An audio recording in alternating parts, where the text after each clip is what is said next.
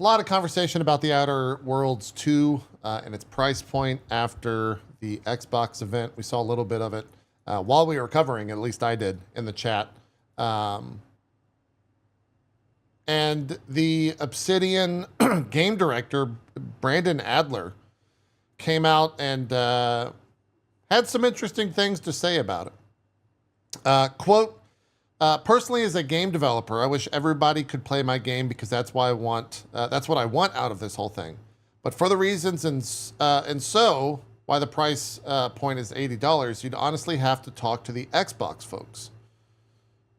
He just shifted the blame completely. Shifted the blame is a strong, maybe the wrong term, but he was just like, yeah, we didn't price the game. That was Xbox. Don't be mad at us. And like, it's a great strategy. It is, because I mean, you know, like I guess you can't be mad at him for that, right? If they didn't set the price, you can not only not be mad at it, but I mean, I hate to put this hat on, but my guess is that was a pre-approved statement from Microsoft. Could be. Like, I think that's exactly what you know. Microsoft obviously is not going to shake the corporate overlord thing, so it's not like they're getting a big negative with that statement. But at the same time, everyone's talking about how real and genuine it sounds from Obsidian and stuff like that. So I mean, it's kind of obvious, like, they're not going to set the price.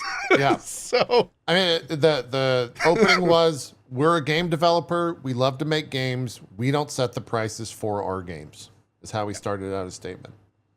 And so you might, I mean, I think that's fine. I think if anything, like, he's like, yeah, go ask the people that set the price. I'm not going to defend that. I think that's great. I think that's a perfect answer. Yeah. But, Look, I think the second that came out of his mouth in the interview, you could hear screaming from somewhere on the earth with Randy Pitchford being like, that's how you say it. Jesus. It's so simple. It's right there. He didn't even mention meth once. God, how does he do it? Oh man, that's the low hanging fruit on that whole thing. But yeah, like I kind of appreciate the, appreciate the sentiment. But I very much like that perspective. Convenient. Yeah, no, it's truthful, it's frank, it's honest. But it is you can't ignore I can't ignore like how convenient it is to be like, we don't set the price. Nameless corporation who you can blame as an idea, they set the price. You can't there's no one person that you can point your anger towards. Yeah, that's kind of the point I was making. Yeah. Like, by saying that, it takes the bullseye off of them and kind of puts it on Microsoft, but you can't really like point at Microsoft and be like, what? Why are you trying to make money off us? That conversation's not really going to go anywhere. So it kind of diffused the whole situation. And now everyone's like, so wait, who am I mad at for the $80? Like, well, it's easy to put like a bullseye on Microsoft because it just gets lost in the hundreds of other bullseyes that are on there exactly. already. They're the big corporate overlords. Yep. Their job is to have everyone get mad at them. That's what they do. Yeah. Yeah. Thought it was kind of not that it necessarily ends the $80 conversation for that whole game, but it definitely is. They don't have to say anything ever again. Like, that's their stance on it, and they'll just move forward, and you can't come at that and be like, fuck you guys. I mean, you can if you're a crazy person, but a rational person can be like, fuck. It also brings up the question, like, if they wanted to, could they have sway in the price tag? According to that statement, I guess not. The insinuation is no. Yeah. I think at this point we can assume that the answer to that is no. Yeah. But what is the truth? Or he is that the truth? That's all I'm saying. That's all I'm asking. Is that, like, how hard did you push back on the price, though? That's consideration. We should polygraph. Yes, we should put him to a polygraph. I think we should polygraph him. I think at this point, I think that's the only thing we can do. I agree. No, I'm saying, like, I've been in a situation where I was justifiably like, not my fault. And then someone confronted me on it. They were like, but how much did you try? I'm like, not very much. Honestly. So Zeke, was it your fault? What had happened was Some more Obsidian, lot of Obsidian quotes. There's one for Grounded and also one from Josh Sawyer, who is the design director at Obsidian Entertainment. He did an interview with GamePressure.com, and the headline, I've not read through the full. Yeah, I've not read through the full interview yet, but I really, the headline resonated with me.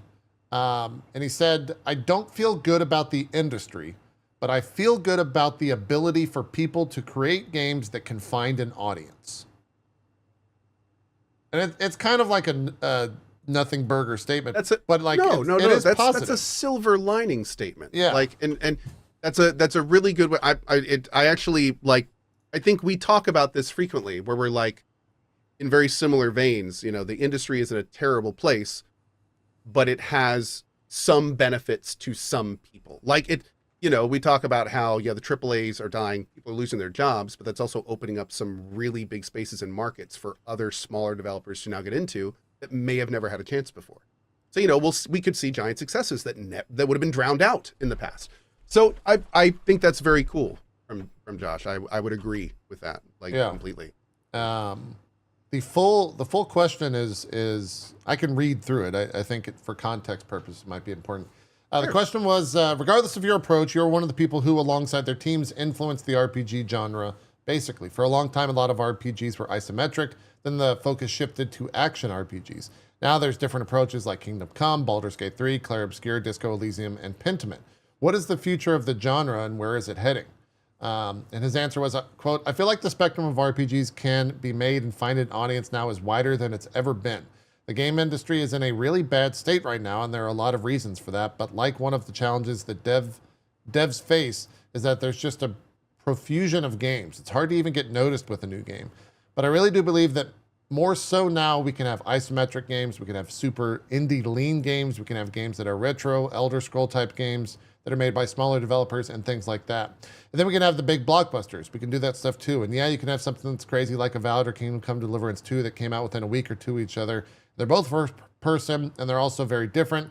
I think that's really cool. And some people like both. Some people are just going to like one. I'm really into history, especially Central European history. So I think it's very cool that we can have that game, which is so well received and reviewed. And then we can also have very different RPGs that excel in other things and have very different flavor to them.